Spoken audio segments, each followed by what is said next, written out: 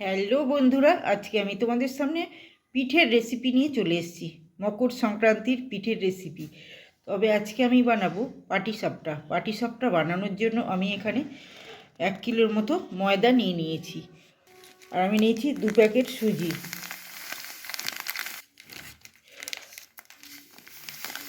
পাটিসাপটা ছোট বড় সবাই খেতে ভালোবাসে জানি, এমন কেউ নেই যে পাটিসাপটা খেতে ভালোবাসে না। তাই আমি তোমাদের সামনে আজকে পাটিসাপটা রেসিপি নিয়ে হাজির হয়ে গেলাম। একটু সামান্য পরিমাণে নুন দিলাম, 1 চিমটে।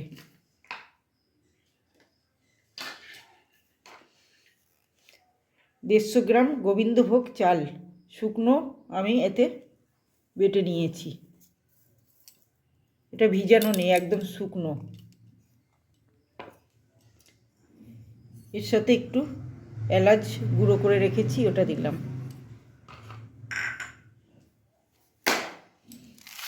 স্বাদ মতো চিনি,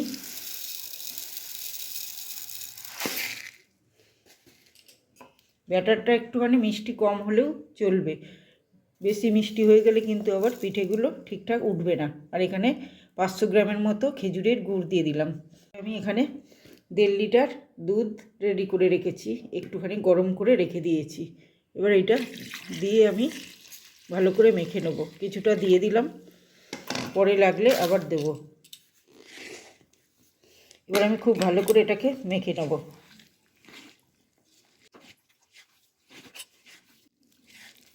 পাটিসাপটা কিন্তু অনেকেই ঠিকঠাক তুলতে পারে না। ঠিকঠাক করে যদি না মাখা হয় ভালো উঠবে না কিন্তু।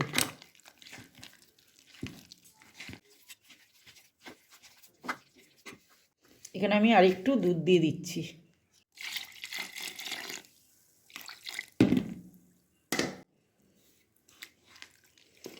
অনেকে তো দুধ দেয় না, দেখছি জল দিয়ে গলে, ওটা কিন্তু ভালো হয় না, পুরো গোলা রুটির মতোই খেতে লাগে।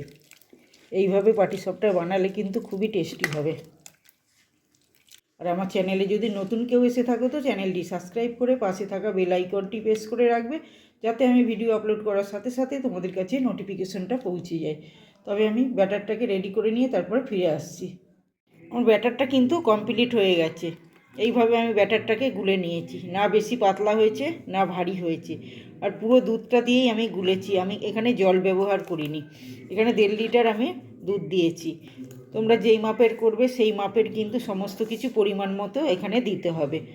এদিকে ব্যাটারটাকে রেডি করে নিয়ে আমি ওদিকে নারকেলের পুরটা তৈরি করে নিচ্ছি। এটা আমি 2 ঘন্টার জন্য রেস্টে রেখে দিচ্ছি। পাটিসাপটা বানানোর জন্য আমি এবার একটা কড়াইয়ের মধ্যে পুরটাকে রেডি করে নিচ্ছি। এখানে নারকেল দিয়ে দিলাম, এখানে 4টে নারকেল আছে। ভালো করে আমি কুড়িয়ে নিয়েছি নারকেলটাকে। এবারে দিচ্ছি কিছুটা চিনি। পুরটা খুব মিষ্টির দরকার, যেহেতু ব্যাটারটা একটু মিষ্টি কম আছে, পুরে একটু মিষ্টিটা দিলে ভালোই লাগে পিঠেতে। এখানে কিছুটা খেজুরের গুড় দিলাম, আর এখানে 250 থেকে 300 গ্রাম পাটালি গুড় দিয়ে দিলাম। এবার এটাকে খুব ভালো করে আমি এটাকে মেখে নিচ্ছি।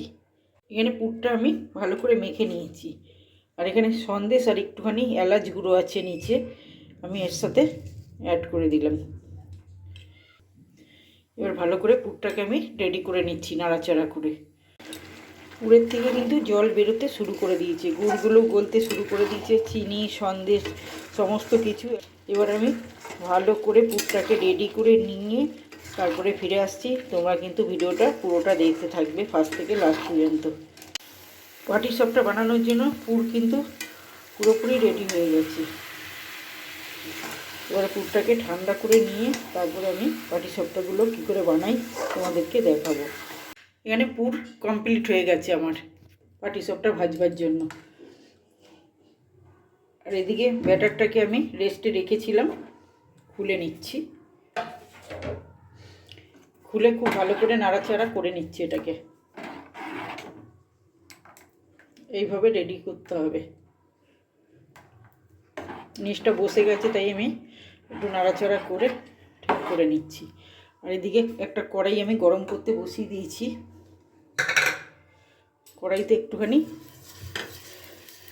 একটা বেগুনের গোটা দিয়ে আমি তেল লাগিয়ে দিচ্ছি। কড়াইটা বেশ গরম হয়ে গেছে। এবার আমি ব্যাটারটাকে কড়াইতে দিয়ে দিচ্ছি।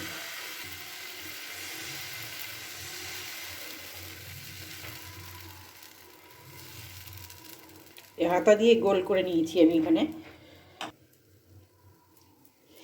এবার এক সাইড দিয়ে আমি নারকেলের পুরটা দিয়ে দিচ্ছি।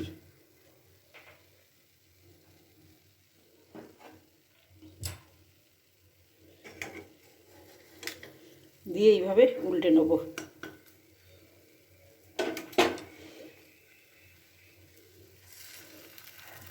এবং হাত দিয়ে উল্টে দিলাম। কত সুন্দর হয়েছে দেখো পিঠেটা। আর একটু এটাকে লালচে করে ভেজে নিচ্ছি এপাশ ওপাশ।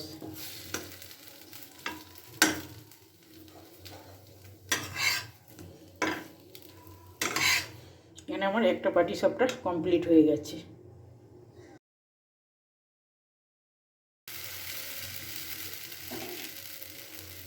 প্রত্যেকবারে তেল না দিলেও হবে, দু একটা ভেজে তারপরে তেল দিলেই হবে।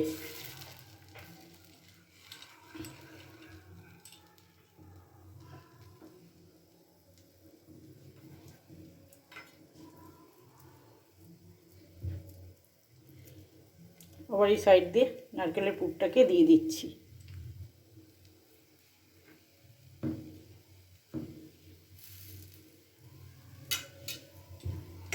আবার এই সাইড দিয়ে ঘুরিয়ে ঠিক করে উল্টে দিতে হবে।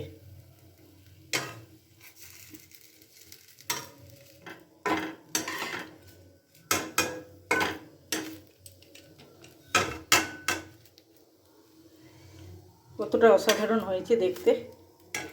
এইভাবে সমস্ত পিঠেগুলো আমি ভেজে নিচ্ছি।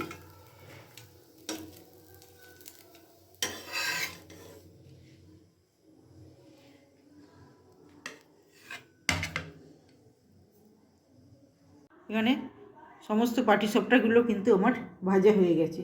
দেখতেই পাচ্ছ কতটা অসাধারণ হয়েছে। একটুও পড়েও নি, কিছুই না, একটুও ভাঙেনি, ছেড়েনি, প্রত্যেকটা কিন্তু গোটা গোটা উঠেছে। তাই অবশ্যই বলবো তোমরা একবার অবশ্যই এইভাবে ট্রাই করো। আর আমার ভিডিওটা যদি ভালো লেগে থাকে তো লাইক, কমেন্ট, শেয়ার আর সাবস্ক্রাইব করে দিও। দেখা হচ্ছে আবার অন্য কোনো ভিডিওতে। ততক্ষণ তোমরা ভালো থেকো, সুস্থ থেকো।